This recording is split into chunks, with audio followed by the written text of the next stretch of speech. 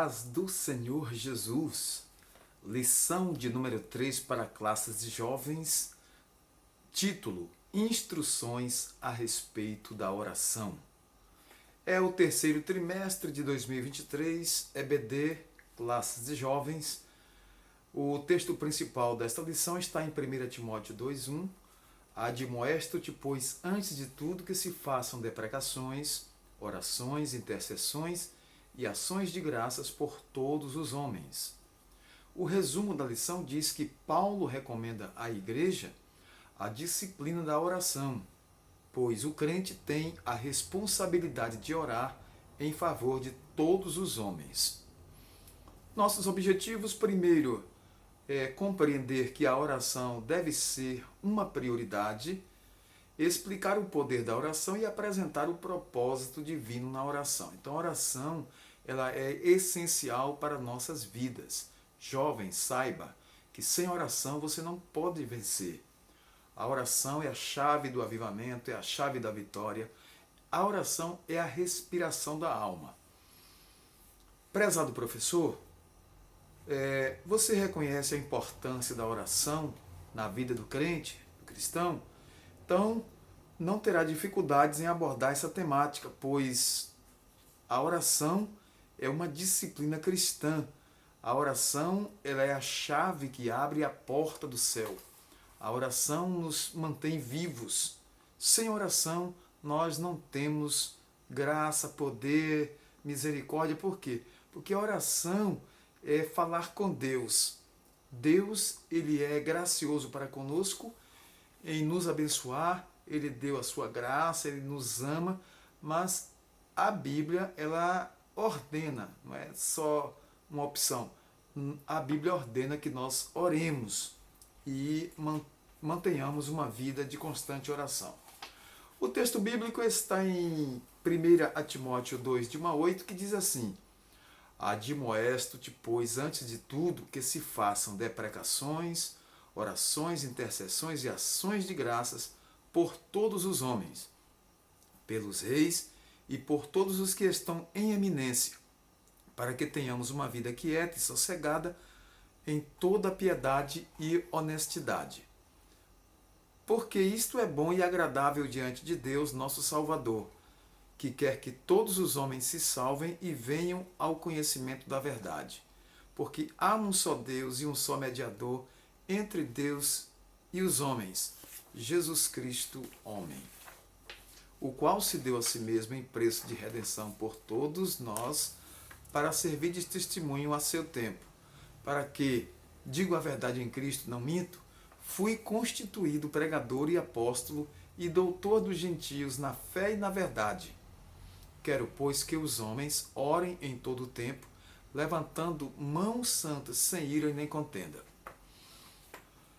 Jovem querido, observe que a missão do cristão em relação ao mundo e às autoridades é realmente de interceder, porque Paulo nos orienta a interceder também pelas autoridades. É preciso considerar, contudo, que antes da proclamação é necessário que haja realmente oração. Em tempos tão agitados, em que se busca uma participação ativa, né, da igreja na vida pública, é fundamental estudar o que diz o Novo Testamento e nos ensina acerca da intercessão, da oração, vivendo essa prática, porque nós precisamos de cobertura espiritual e o Senhor, ele nos guarda quando nós realmente mantemos uma vida de temor a Deus e de oração constante. Aqui diz, antes de tudo, no primeiro capítulo de sua carta, o apóstolo Paulo, ele está ensinando nessa saudação a Timóteo e lembra a missão que ele tinha em Éfeso. Qual era a missão? Refutar o ensino dos falsos mestres. Então, a partir do capítulo 2, nós vemos instruções práticas, não é, de como o jovem pastor deveria liderar, né, a igreja e como deveria ser desenvolvida a vida eclesiástica. Então, Paulo adverte a Timóteo e também a igreja para priorizar a oração, porque a oração é muito importante na vida ministerial e também na vida da igreja de um modo geral. Antes de tudo, isso indica que qualquer outra prática litúrgica, Timóteo deveria dedicar-se, antes de tudo, à oração. Estimular os crentes efésios a fazer o mesmo. Porque aqui diz, antes de tudo. Então, observe que como devemos orar. Aqui Paulo está falando sobre palavras sinônimas, como deprecações, orações, intercessões e ações de graças, mas observe que existe aqui algumas coisas a se observar. Primeiro, deprecação é uma súplica por uma necessidade específica. Né? Deprecações, oração específica por necessidades específicas. Já o termo oração em si é um termo genérico que pode expressar desde petições feitas em favor de si mesmo, também por necessidades gerais, a toda e qualquer expressão verbal dirigida a Deus. É oração, um termo geral. Agora, interceder é orar em favor de outra pessoa. E ações de graça são expressões de gratidão. Então, eu trago aqui na lição algo interessante para todos nós. Orar primeiro e orar antes de tudo significa, por exemplo, que não devemos começar o dia sem orar, que não devemos iniciar uma viagem sem orar, que precisamos buscar a vontade de Deus para todas as decisões de nossa vida. Então, é importante priorizar isso. Orar antes de tudo é reconhecer a soberania de Deus e dar a Ele o controle do nosso viver, porque está escrito e é um mandamento: orai sem cessar. 1 Tessalonicenses 5,17 e também Colossenses 4,2. Orar pelas prioridades. Observemos aqui que naquela época o mundo vivia sob o controle de reis e imperadores cruéis, como Nero, o implacável perseguidor dos cristãos, que governava o Império Romano naqueles dias, dos anos 54 a 68. Então o apóstolo Paulo já havia sido hostilizado e preso muitas vezes pelas autoridades romanas. Então ele estava ensinando que os cristãos deveriam se preocupar também em orar pelas autoridades. Orar, antes de tudo, é reconhecer a soberania de Deus e dar a Ele o controle do nosso viver. Orar sem cessar. Da parte dos judeus, os conflitos políticos e militares com seus dominadores sempre foram intensos, com grandes revoltas, como, por exemplo, a revolta dos Macabeus, no ano 164 a.C., ali no período interbíblico entre Malaquias e Mateus. Então nós temos ali a revolta dos Macabeus. Observe que é importante orar não só por nós mesmos, mas pelos outros, interceder. Tá certo? Professor, reúna seus alunos e fale a respeito do poder da oração, como nós, como professores e alunos também, podemos exercer esse ministério da oração, da intercessão. Uma questão de fé, o poder da oração. A oração tem poder. Um dos sinais dos últimos tempos, nós todos sabemos que é o abandono da fé, chamado de apostasia. Paulo nos informa em 1 Timóteo 4,1 que os homens estariam nos últimos dias muito mais egoístas, amantes de si mesmos, não é?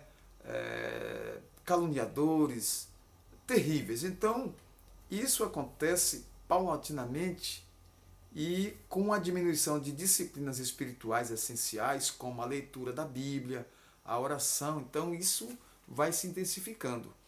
E interessante é que esses homens, eles surgirão dentro do meio cristão, porque ali diz, tendo aparência de piedade, mas negando a eficácia dela.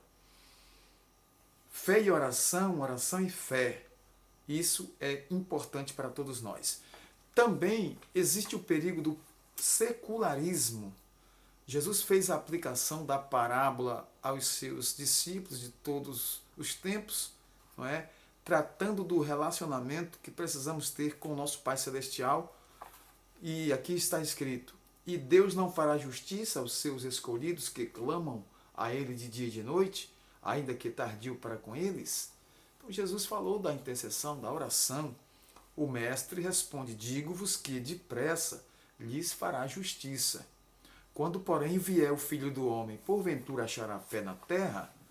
Observe que mesmo assim haverá escassez de fé. A fé vai diminuindo. Por se multiplicar a iniquidade, o amor de muitos esfriará.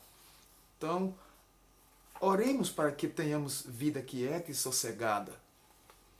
Paulo está aqui estimulando Timóteo a orar e também a ensinar a igreja que ore pelas autoridades para que Deus, o Pai, nos faça ter uma vida quieta e sossegada em toda piedade e honestidade.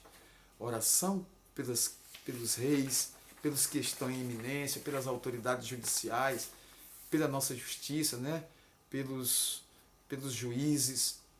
Então, nós temos essa obrigação de orar, de interceder pela sociedade, pelo povo, pelas autoridades. E também orar pelos nossos familiares, nossos irmãos, orar pelos pecadores, para que Deus realmente liberte-os. O divino propósito, então, bom e agradável. Deus espera que confiemos nele e assim façamos o que ele recomenda em sua palavra. Deus espera que sejamos fiéis. E Paulo, sob inspiração do Espírito Santo, não apenas advertiu Timóteo acerca da prioridade da oração, como também falou que é bom e agradável diante de Deus.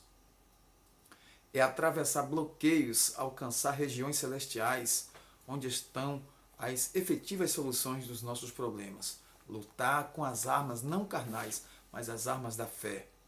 Orar é vencer batalha, é vencer guerra. Observe que Paulo concluiu sua instrução com uma recomendação que abrange a atuação pública. 1 Timóteo 2,8. Quero, pois, que os homens orem em todo lugar, levantando as mãos santas, sem ira nem contenda. Portanto, aqui a ação de graça que se espera da igreja, do recôndito do nosso coração, é a expressão congregacional e pública. Foi assim que a igreja sempre cresceu. Nem a tirania romana deteve o avanço da fé cristã. Por quê? Porque a igreja é uma igreja de oração, uma igreja que orava, que temia a Deus, que confiava no Senhor. E assim agradecemos a Deus por dar vitória ao seu povo. E nesse tempo que estamos vivendo, também somos vitoriosos porque Deus nos amou de tal maneira. E agora, já salvos em Cristo Jesus, precisamos orar, precisamos interceder, precisamos permanecer firmes na oração e no temor ao Senhor. Que Deus em Cristo abençoe sua vida, jovem. Que nós possamos ser gratos a Deus por tudo quanto Ele tem feito e que a oração seja constante. Orai sem cessar. Soberano Deus e eterno Pai Todo-Poderoso, te agradecemos pelo privilégio de estar na Tua presença. Louvamos o Teu nome nesta hora de oração, nesta hora que estamos intercedendo, Senhor. Eu te apresento o nosso presidente, os deputados, senadores. Eu te apresento, Senhor, o presidente de nossa convenção geral, de nossa convenção estadual. Eu te apresento, Senhor, os missionários que estão fazendo a tua obra em todo lugar, nas regiões mais distantes da terra. Abençoa grandemente. Ó Deus eterno, abençoa a tua igreja no Brasil e no mundo. Intercedemos também pelas autoridades, intercedemos pelas pessoas, intercedemos por toda a sociedade brasileira. Em nome de Jesus, Pai, te pedimos a tua bênção e já te agradecemos por isso. Em nome do Senhor, que vive e que reina para sempre. Amém. A todos nosso muito obrigado e até uma próxima pré-aula. Jovens, Deus em Cristo continue vos abençoando. Amém.